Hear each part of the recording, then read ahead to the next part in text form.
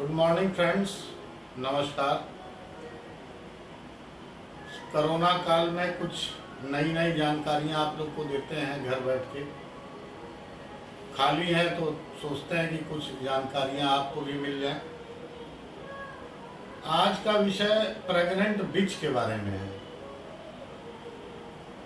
Pregnant बिच कभी कभी problem create कर देती है और आदमी बड़े परेशान हो जाते हैं कि क्या करें।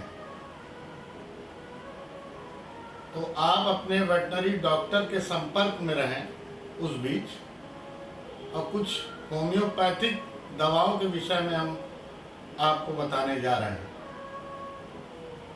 जब बिच प्रेग्नेंट हो और 62 दिन में, वैसे तो बिच बच्चा देती हैं 62 डेज के, लेकिन ऐसा नहीं है कि 62 दिन पर ही बच्चा दे। कभी कभी बिच 63 दिन, 64 दिन, 65 दिन, 66 दिन, 67 दिन और 70 दिन तक भी बच्चा देती है, क्योंकि ये मेरे साथ हुआ है।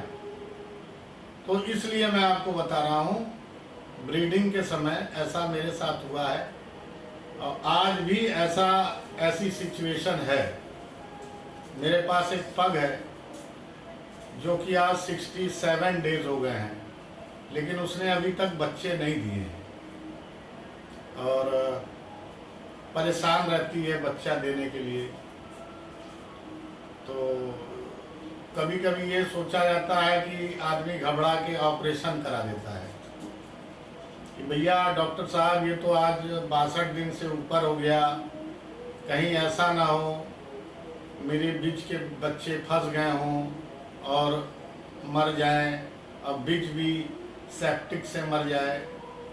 क्योंकि अगर बच्चा पेट में मर जाता है तो फीमेल को सेप्टिक होने के डर होते हैं, फीमेल्स भी डेड हो जाती हैं बच्चों के साथ। और कभी कभी हम ऑपरेशन करा देते हैं घबरा के।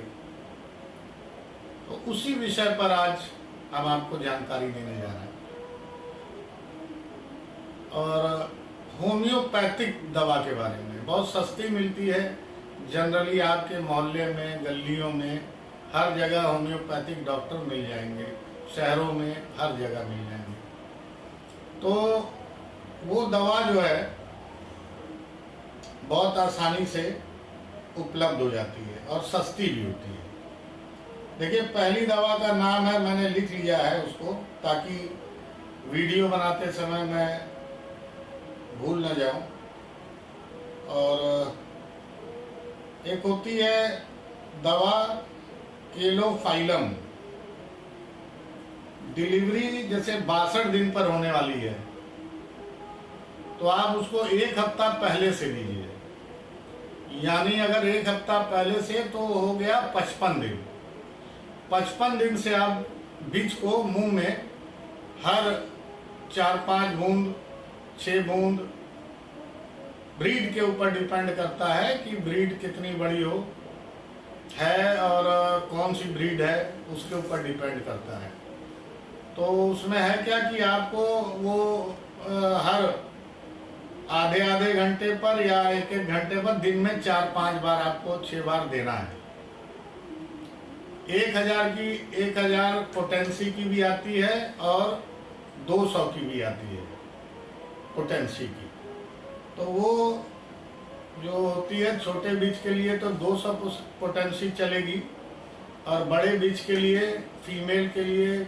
फीमेल डॉगी के लिए 1000 पोटेंसी की चलेगी। वो आप देते रहिए। और एक दवा आती है पल्सेटिला,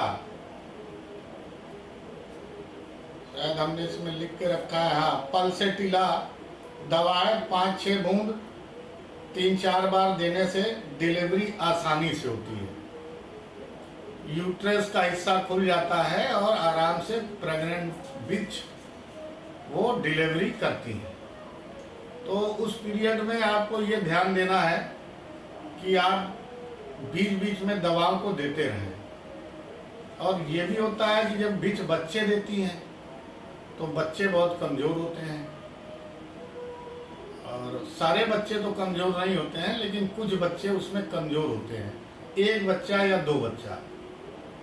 और जब एक दो बच्चे कमजोर होते हैं, जो आखिरी वाले पैदा होते हैं, उनका विशेष रूप से आपको ध्यान रखना होता है, क्योंकि तगड़े वाले बच्चे छोटे बच्चों को हटा के दूध पी जाते हैं और छोटे बच्चे वो माँ का दूध नहीं पी पाते हैं, तो कमज़ोर के कमज़ोर रह जाते हैं और वो फिर बाद में ख़त्म हो जाते हैं कमजोरी के कारण, क्योंकि उनको वो मदर मिल्क नहीं मिल रहा है, क्योंकि वही तो सब कुछ है।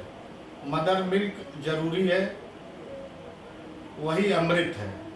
अगर मदर मिल्क नहीं मिलता है तो उसको अमृत नहीं मिलता है, जीवन देने की शक्ति नहीं मिलती है। तो कभी कभी बीज भी मर जाती हैं और कभी ऑपरेशन से, और कभी कभी बच्चे जो है वो बिना मदर मिल्क के हो जाते हैं। और जब मदर मिल्क नहीं मिल पाता है तो आप मिल्क बाहर का देते हैं, जिसमें सबसे अच्छा मिल्क रॉयल कैनाइन का माना जाता है, जो बच्चे को जीवन दे देता है। तो ऐसे ही है। तो उस समय जब बच्चा कमजोर जो पैदा होते हैं, तो उनके लिए आपको एक दवा है, जैसे कि डिलीवरी के बाद नया जो बच्चा जन्म लेता है और कमजोर होता है, मरने की हालत में होता है, उसको कार्बोवेज, एक होम्योपैथिक की दवा आती है, वो आपको थोड़ा थोड़ा सा देना है मरने की स्थिति में जो बच्चा होता है, जो सबसे कमजोर होता है। और यदि सांस लेने में प्रॉब्लम होती है तो हेलोबोरस नाम की दवा आती है, वो भी होम्योपैथिक की है, तो भी 10-20 रुपए में मिल जाएगी। ये सारी दवा 10-20 रुपए की आती है, इनका आप यूज कर सकते हैं। हेलोबोरस ये कब आपको देना है? जब बच्चे को सांस लेने में प्रॉब्लम हो रही हो तो, क्योंकि जो कमजोर बच्चा होता है उसको कई प्रॉब्लम आती है, तो ये इम्यूनिटी को बढ़ा देता है। इम्यूनिटी को जब ये बढ़ा देता है तो उसके अंदर जान आ जाती है। आज का मित्रों यही एक विषय था। अब इसके बाद फिर मैं आपको कल एक नए विषय पर फिर बात करूंगा, लेकिन इससे पहले कि मेरे पास एक बिच है, मेरे ही पास बैठी हुई है, और आज 67 डेज हो गए हैं, 67 दिन, लेकिन अभी तक इसने बच्चा नहीं दिया है। मैं दिखाता हूँ आपको, दिखाइए जरा सा, यहीं पे बैठी है। आ जाओ बेटी, आ जाओ इधर आ जाओ। हाँ चलो बढ़िया, चलो जरा उठा के यहाँ रखिए इनको, बहुत संभल के उठाइएगा क्योंकि प्रेग्नेंट है। ये देखिए, ये देखिए, ये स्वीटी है बेचारी, पूरी तरीके से फुल्ली प्रेग्नेंट है, और आज 67 डेज हो गए हैं इसको। लेकिन खड़ी हो जा बेटा, खड़ी हो जा, खड़ी हो जा, खड़ी नहीं होगी? अच्छा चलो, इसको थोड़ी प्रॉब्लम है, हो सकता है कि ये अभी घबरा रही है क्योंकि ऊपर में है, तो थोड़ी ये जो है थोड़ा परेशान भी है। और ये आप लोग को देखिए इधर देख भी रही है, हटा दो इसको, तो नीचे उतार दो। तो ऐसी स्थिति आती है जब कि ये बिच आज 67 डेज हो गया है।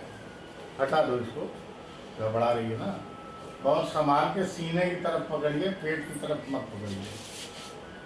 तो मित्रों आज का विषय यही था, थोड़ी थोड़ी नॉलेज देते जाएंगे, क्योंकि नॉलेज मिलता है तो आपको देते हैं। घर बैठे कुछ जानकारियाँ होती जाएंगी फ्री ऑफ कॉस्ट। ये मेरा YouTube चैनल है, इसको सब्सक्राइब कीजिए, देखते रहिए, ज़्यादा से ज़्यादा लोग देखें, बस यही विनती और निवेदन है। नमस्कार, फिर कल आपके सामने फिर नए वीडियो को लेकर उपस्थित होंगे। नमस्कार।